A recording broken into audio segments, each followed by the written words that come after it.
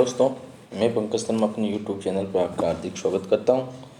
दोस्तों, जैसे पिछला वीडियो था अपना पार्ट फर्स्ट, बच्चों और बचपन की फर्स्ट यूनिट का फर्स्ट वीडियो था, जिसमें हमने सामान्य जो जनरल बच्चों में क्या थिंकिंग रहती है, टीचर्स के प्रति क्या रहता है, उनका बिहेव कैसा रहता है, और दूसरे जो कुछ शिक्षक थे जैसे गिज्जू भाई के, इनकी व्यक्तित्व के बारे में डिस्कस किया था। आगे इसमें दो पार्ट और रह जाते हैं कि जॉन होल्ट और जो एस नील जो था, जिसने समर स्कूल को डेवलप किया था, उसके बारे में क्या क्या सिद्धांत थे, तो हम उसकी चर्चा करते हैं।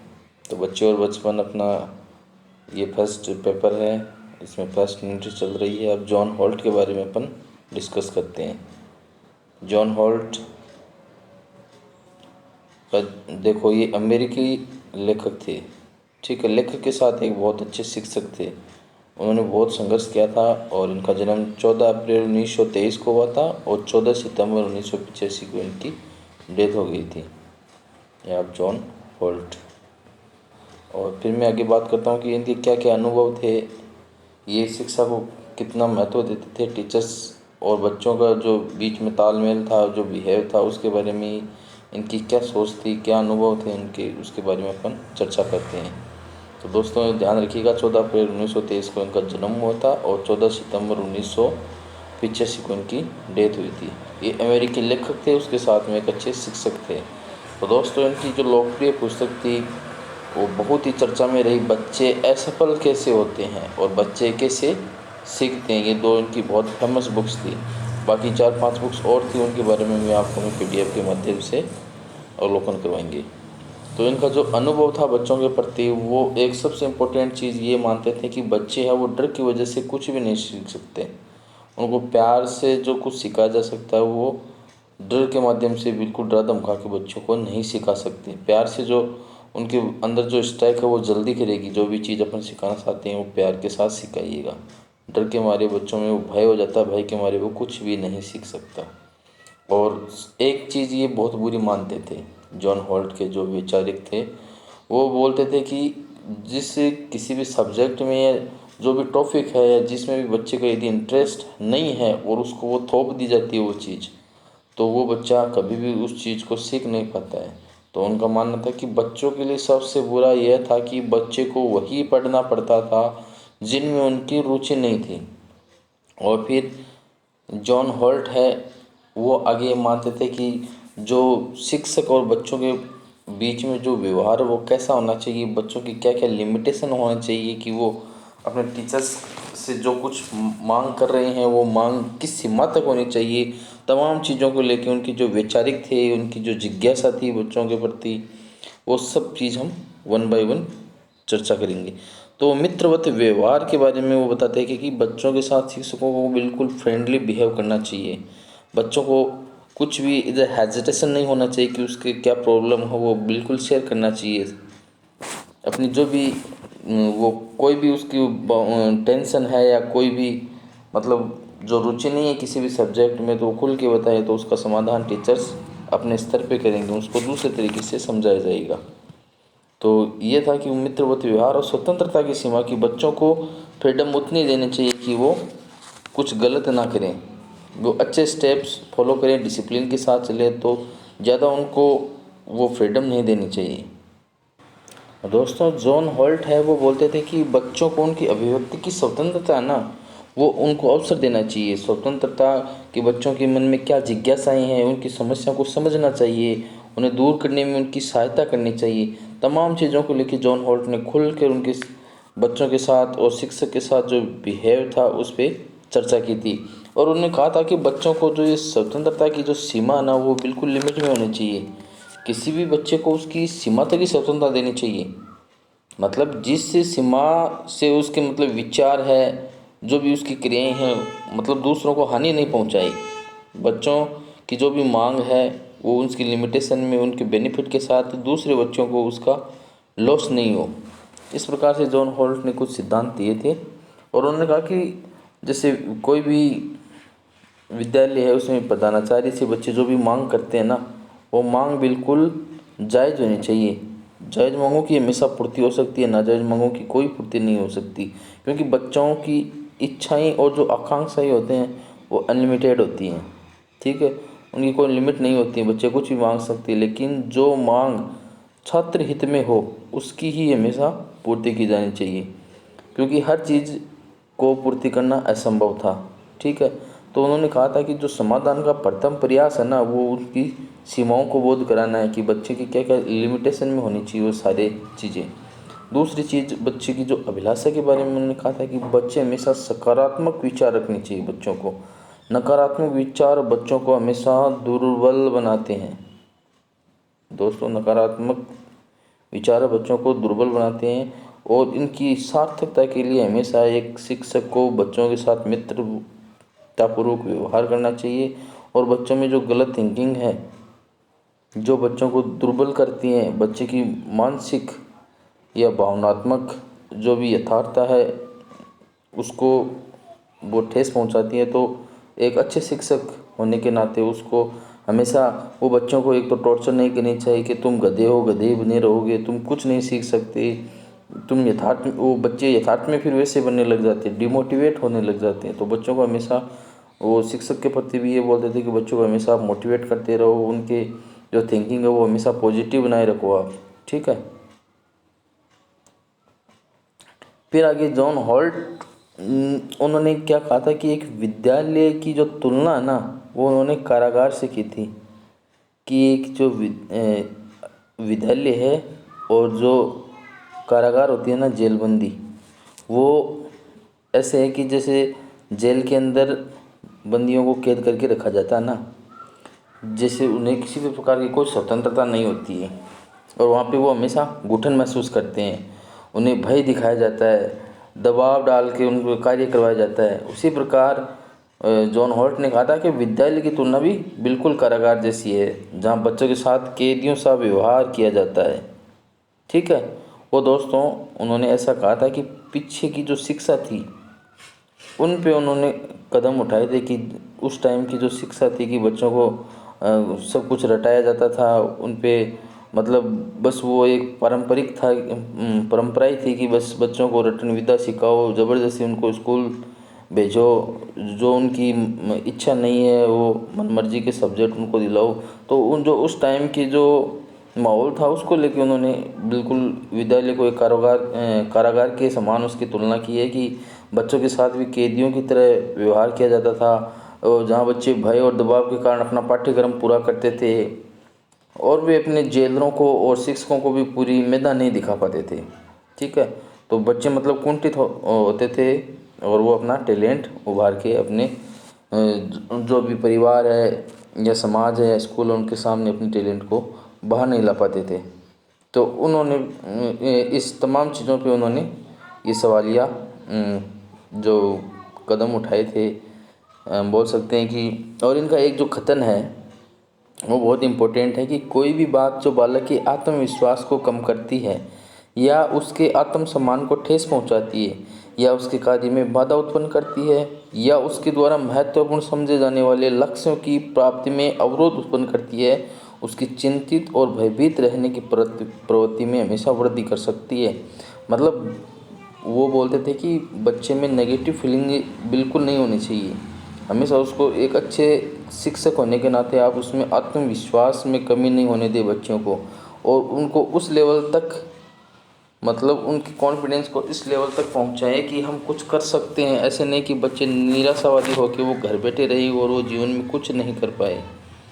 तो दोस्तों फिर जॉन हॉल्ट की जो फेमस बुक्स थी उसके बारे में, बच्चे कैसे सीखते हैं, हाउ चिल्ड्रन लर्न, और इंस्टीड ऑफ एजुकेशन, शिक्षा के बजाय। दोस्तों इसमें असफल जो स्कूल है वो बहुत उनकी फेमस बुक रही थी, बच्चे कैसे सीख सकते हैं और जो असफल, ये जो दो बुक्स हैं वो बहुत फेमस है। तो इसको स्पेशली आपको ध्यान रखना है कि जॉन हॉल्ट की जो फेमस बुक्स थी, बच्चे कैसे सीख सकते हैं, शिक्षा के बजाय, और असफल स्कूल। और जॉन हॉल्ट जो थे वो उस टाइम की जो परंपरा थी कि बच्चों को बस स्कूल भेजना है, उन पे जो हर मतलब जो भी शिक्षा है वो थोपनी है, बच्चों को टॉर्चर करना है, उस हिसाब से वो उस पे परंपरावादी जो ये जो परंपरा थी उसके वो खिलाफ थे। किस परंपरा को अपने को चेंज करनी है, बच्चों को फ्री माइंड होके उनको प्यार से समझाना, उस पर कोई चीज़ थोपनी नहीं है। तो मेन उनकी यही सिस्टम था उनका, जॉन होल्ट का। फिर अपन चलते हैं दूसरा ए.एस. नील का। तो ए.एस. नील के बारे में दोस्तों ये आप देख सकते हो, उनका पूरा नाम था अलेक्जेंडर सदरलैंड नील, एक स्कॉटिश शिक्षक और लेखक थे, ठीक है। और फिर दोस्तों इनके बारे में अपन अध्ययन करेंगे कि इन्होंने एक स्कूल समर हिल स्कूल, ये आपको बिल्कुल याद रखना है, समर हिल। अच्छा क्वेश्चन यहाँ से पुटअप होता है कि समर हिल स्कूल की स्थापना कब हुई थी, क्या इसमें सिद्धांत थे, टोटल चीज़ों का अपन अध्ययन करेंगे, इसमें क्या क्या बाउंडेशन थी, बच्चों को क्या वहाँ सिखाया जाता था। तो दोस्तों ये चीज़ आपको ध्यान रखना, आप यहाँ से स्क्रीनशॉट ले सकते हो कि 17 अक्टूबर 1883 को इनका जन्म हुआ था और मृत्यु 23 सितंबर 1973 को हुई थी। ये पत्नी शिक्षा एडिनबर्ग विश्वविद्यालय में हुई थी। ये माता पिता थे नील और मैरी नील, और इनकी जो फेमस बुक्स थी उसके बारे में अपन अध्ययन करेंगे। समर हिल जो स्कूल थी ये दोस्तों, इसकी छवि आपके सामने हम दिखा रहे हैं। ये समर हिल स्कूल है, स्वतंत्र बोर्डिंग स्कूल थी, प्री एजुकेशन वहाँ पे, मतलब ऐसा स्कूल था ना बच्चों को वैसे बने रहने की आज़ादी दी जाती थी कि उनके अनुसार बच्चे विकसित हो। बच्चे ऐसे स्कूल को अपना मतलब बोझ नहीं समझे, वो फ्रीली वहाँ आए, फ्रीली वहाँ जाए, इस हिसाब से वहाँ पे कुछ समय सीमा थी, उनकी सारणियाँ थी, नियमावली थी, और total cheese upon step by step अध्ययन करेंगे। देखो दोस्तों मैं आपको बता देता हूँ कि समर हिल स्कूल जो 1921 में इंग्लैंड के पास ये जो एक क्षेत्र था उसके बारे में बताते हैं कि सफोल्क क्षेत्र था, वो सफोल्क क्षेत्र, ठीक है। मतलब इंग्लैंड के सफोल्क क्षेत्र के लाइस्टोन गांव, मतलब लंदन से तकरीबन ये 100 मील दूर है, 100 मील दूर ये गांव है। यहाँ पे इन्होंने ये समर हिल स्कूल का निर्माण करवाया था, ठीक है। और ये दोस्तों बता देता हूँ आपको, एक आधुनिक स्कूल है, ठीक है। वर्तमान में भी ये स्कूल चल रही है, आधुनिक स्कूल है। और यहाँ पे उन्होंने एक सिस्टम पूरा डिसाइड किया था कि 5 से 16 साल के बच्चे ना वो इसमें अध्ययन करते थे, उनको भी उन्होंने एक 3 कैटेगरी में डिवाइड किया था कि एक तो 5 से 7 साल वाले बच्चे अलग रखे जाएं, 8 से 10 साल वाले अलग रखे जाएं, 11 से 16 साल के बच्चे अलग रखे जाएं। और ये बच्चे अलग अलग समूह में रहते थे, ठीक है। और बच्चे आयु के अनुसार समूह में हाउस मदर के साथ रहा करते थे। हाउस मदर ये इनका जो अपन बोलते हैं ना कि कोऑर्डिनेट करता है इनको, ठीक है। तो हाउस मदर सारा कुछ देखते थे। अब मैं दोस्तों डिस्कस करूं कि ये बिल्कुल आधुनिक स्कूल थी और स्वतंत्र स्कूल थी, मतलब बच्चों पर किसी भी प्रकार का दबाव नहीं था, वे तनाव मुक्त वातावरण में रहते थे, तनाव मुक्त। ये 3-4 चीज़ें बिल्कुल आपको ध्यान रखना है दोस्तों। ये देखो आप पॉइंट भी ध्यान में रखोगे ना तो उसकी अपन विस्तार से व्याख्या फिर कर सकते हैं कि स्वतंत्र स्कूल था, उनका जो महत्व था वो सम्मान था, किन के प्रति महत्व सम्मान था उसकी चर्चा करेंगे। समय सारणी का मतलब क्या है, तो टॉपिक आगे अपन ऐसे पॉइंट बनाएंगे और फिर उसके बारे में डिस्कस करेंगे कि बच्चों को स्कूल फिट हो इसका मतलब क्या है, व्यक्तित्व और चरित्र निर्माण के बारे में उनके क्या सिद्धांत थे। और नील के जो सिद्धांत थे वो वास्तव में बड़े इंपॉर्टेंट थे। गिजू भाई और नील ने शिक्षा में 4 साल लगा दिए थे, ठीक है। फिर मैं आगे चर्चा करूं कि बच्चे स्वयं इच्छा अनुसार नियम बनाकर उनका पालन करते थे, सबसे इम्पोर्टेंट चीज़ ये थी यहाँ की। और ये जो समय सारणी ये बनाते थे ना, ये किसके लिए थी, ये दोस्तों केवल शिक्षकों के लिए थी समय सारणी, ठीक है। ये और न कि बच्चों के लिए थी, केवल शिक्षकों के लिए थी पूरा टाइम टेबल। और ये हमेशा इस चीज़ को महत्व देते थे कि समर स्कूल एक प्रयोग के रूप में प्रारंभ हुआ था, ठीक है। प्रारंभ में इस स्कूल का उद्देश्य बच्चों को स्कूल के अनुरूप डालने के बजाय स्कूल को बच्चों के अनुरूप बनाए। वो बोलते हैं कि स्कूल को ना हमेशा ऐसे फिट करो कि बच्चे स्कूल को फिट करें, स्कूल बच्चों को फिट नहीं करें। बच्चों को स्कूल फिट आ जाए ऑटोमेटिक। अपने थिंकिंग क्या होती है कि यार नहीं उस स्कूल में डालना है, जबकि बच्चे खुद है ना अपने कॉन्फिडेंस से बताए कि मुझे उस स्कूल में जाना है, क्योंकि वहाँ का जो नेचर है, वहाँ का जो क्लाइमेट है, वहाँ को जो सीखने की कला है, वहाँ की जो टीचिंग डिसिप्लिन, सारा कुछ उस पर सारे जो फैक्टर है वो इम्पोर्टेंट होते हैं, तो वो बच्चों को खुद स्कूल आकर्षित करे, ऐसा उन्होंने सिस्टम बनाया था। ठीक है। और उनका मेन उद्देश्य ये था कि बच्चों को किसी भी प्रकार के दबाव से हमेशा दूर रखना है, और वो हमेशा इस बात पर जोर डालते थे कि सीखना उतना महत्वपूर्ण नहीं है जितना व्यक्तित्व और चरित्र निर्माण। दोस्तों बोलते हैं कि सीखना कोई लर्निंग है वो ज़्यादा इम्पोर्टेंट नहीं है, बच्चे कोई सीख सकता है कोई नहीं, लेकिन उसका जो डिसिप्लिन है, नेचर है, उसकी जो हैबिट है वो कुछ ऐसी यूनिक होनी चाहिए जो दूसरों बंदों को भी अट्रैक्ट करें।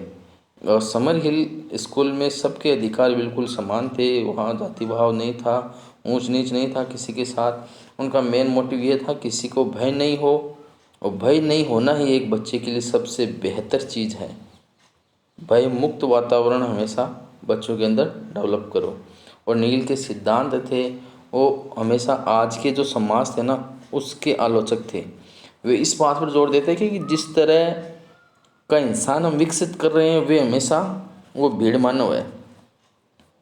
वो आज की जो इंसान को हमेशा भीड़ मानव बोलते थे कि बस वो बच्चों को टॉर्चर करते हैं, उनको डराते हैं, धमकाते हैं कि आपको ये इतना काम है इतने समय में करना है, तो उनका माइंड है उस हिसाब से वो बांध देते थे।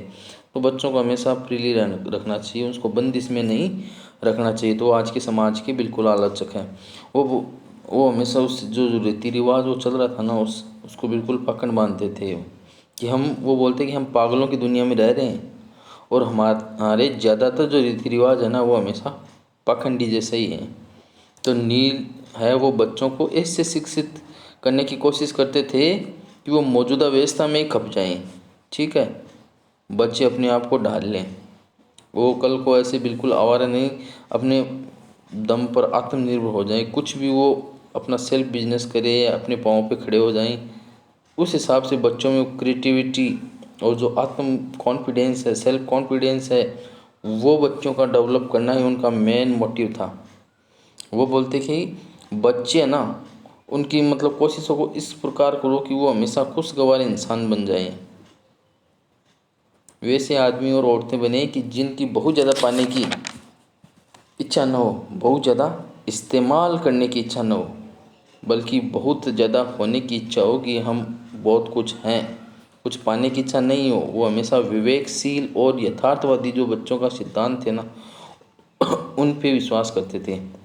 वो बोलते कि एक अच्छा शिक्षक है ना उनको हमेशा बच्चों को भयमुक्त और तनावपूर्वक वातावरण में रहने की शिक्षा दी जानी चाहिए।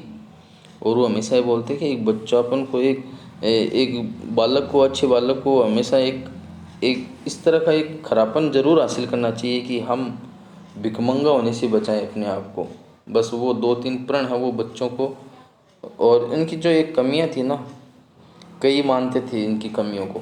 जैसे इनका स्कूल का जो मॉडल था ना उस मॉडल के बारे में कईयों ने सवाल उठाए थे कि ये मनमर्जी का स्कूल है, इसकी कोई जैसे लिमिटेशन नहीं है, बच्चे कभी आए, अपनी वो टाइम टेबल था, सारे सिद्धांत थे।